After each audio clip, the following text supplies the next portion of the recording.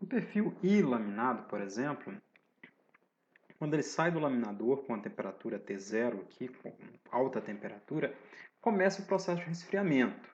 O processo de resfriamento começa, obviamente, nas regiões de maior contato ali com o ambiente. Então vai começar com as bordas das mesas e com o meio da alma, tendo em vista que esse miolo aqui tem uma massa maior que atrasa o resfriamento. Portanto, como começa esse resfriamento nesses elementos aqui, ele tende a comprimir o miolo aqui que está começando a resfriar. E o processo começa a continuar dessa forma não uniforme, começando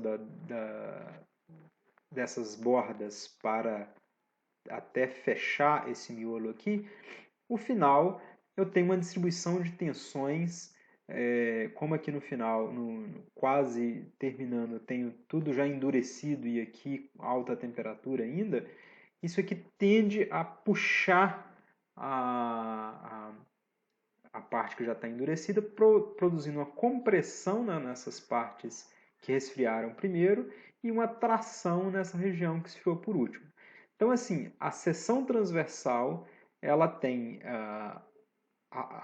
o somatório das tensões na seção transversal é igual a zero, devido às tensões residuais, mas há uma não uniformidade de tensão ao longo de toda a peça. Então eu tenho uma tração aqui nessa região e compressão nas outras regiões. Esse fenômeno acaba produzindo uma redução na capacidade resistente da peça comprimida. Então, se eu pensar nessa curva que era... Aqui eu tenho a curva da peça perfeita, aqui eu tenho da peça com a imperfeição inicial e aqui eu tenho da peça com as tensões residuais. Então, dependendo da distribuição de tensões residuais, eu vou ter ainda um abaixamento ainda dessa curva. Então, pensando na curva de bifurcação, de forma pensando em todos os casos, eu teria aqui essa primeira curva aqui da coluna perfeita, a coluna de Euler, o carregamento vai começar, vai aumentando até chegar o N crítico e aí acontece a flambagem.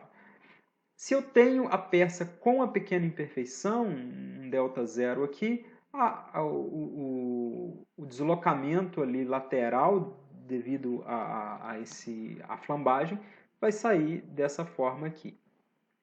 Isso aqui é uma coluna imperfeita com material elástico.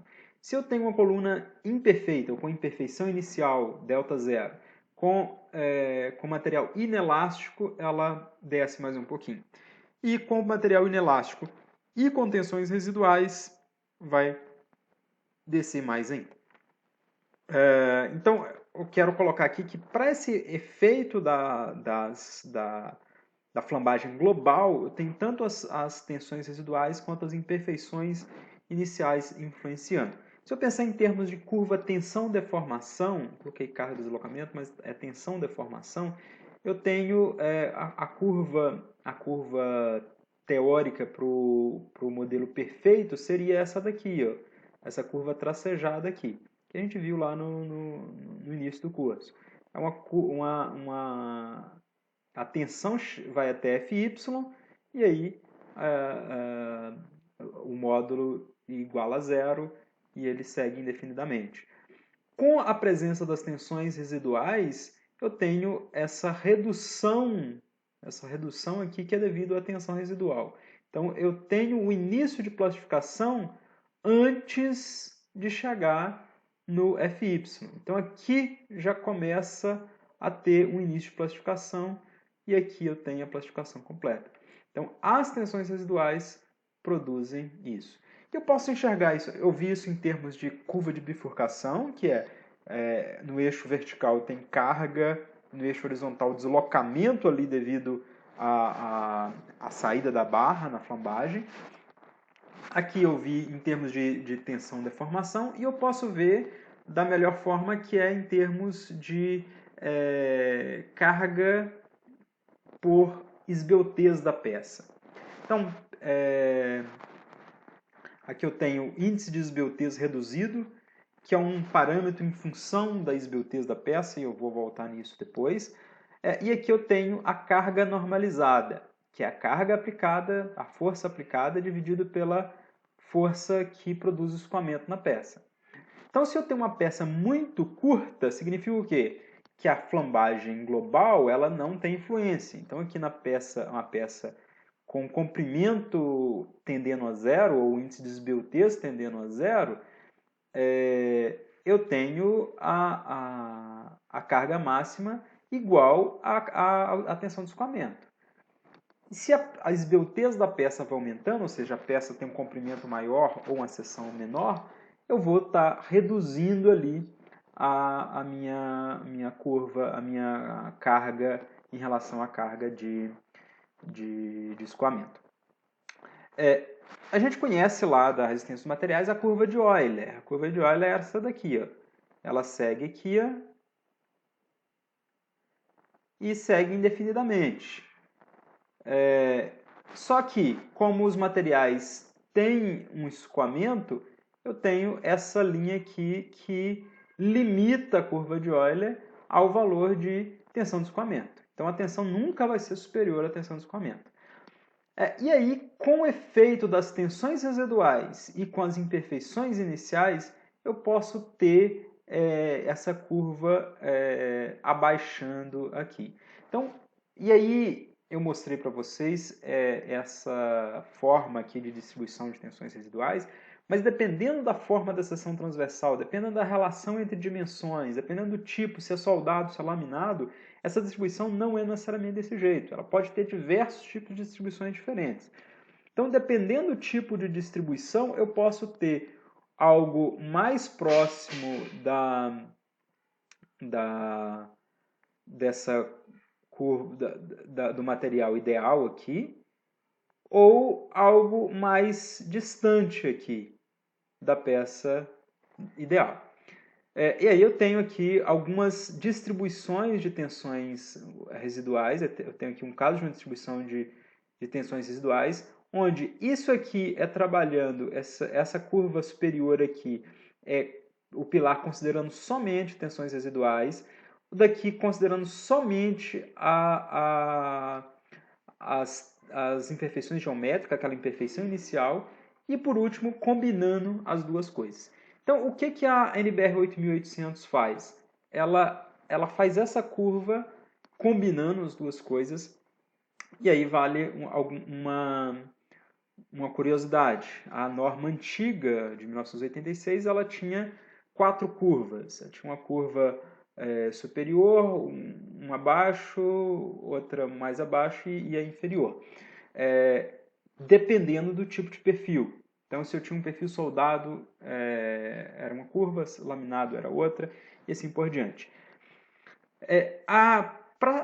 Para simplificar isso, e seguindo mais as normas americanas, a norma brasileira criou uma curva única, que é válida para todos os perfis. E aí a gente tem alguns casos aqui que a curva fica muito a favor da segurança e outros casos que ela não fica a favor da segurança. Portanto, os coeficientes de segurança englobam isso aí. E a curva ela é relacionando que é o valor que a gente quer obter lá na nossa equação. Lembram lá que NCRD é igual a QQ a GFY dividido por gama A1. É esse carinha que a gente está procurando o tempo todo aqui. Então, o que é o que a gente vai obter, que a gente quer aqui, é função de um lambda zero. E eu disse para vocês que isso chama índice de esbeltez reduzido. E o que vem a ser o índice de esbeltez reduzido? Aqui está uma demonstração de que é o índice de esbeltez reduzido. Ele é essa equação aqui. É uma função do lambda, do índice de desbiotez da peça, da coluna.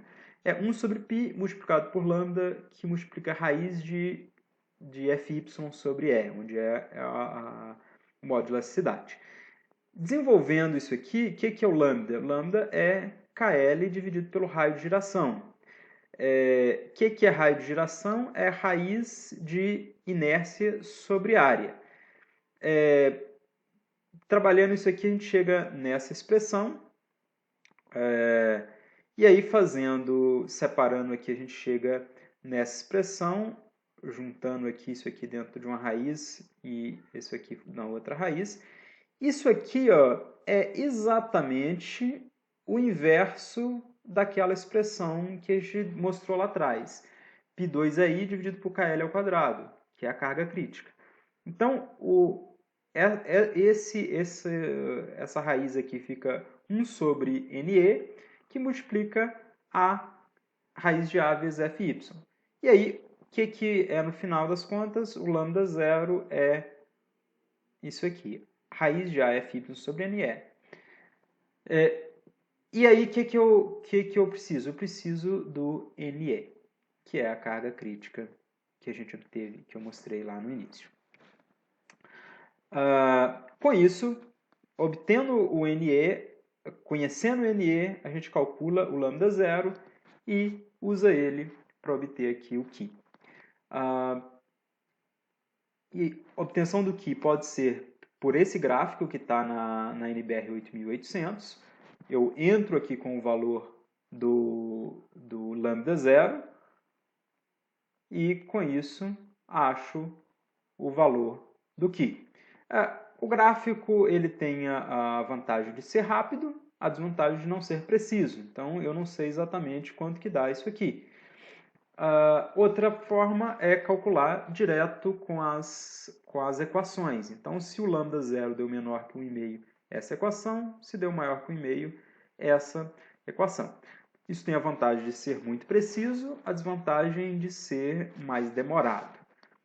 Aí a norma também tem a tabela, que tem uma precisão muito boa e é muito rápido de se obter. Então, normalmente, se a gente está fazendo manualmente, recomendo usar a tabela.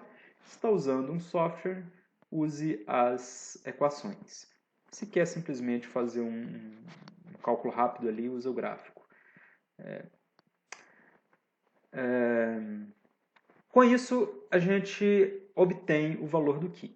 Só que aí ficou faltando uma coisa. Ficou faltando explorar mais como obter esse NE.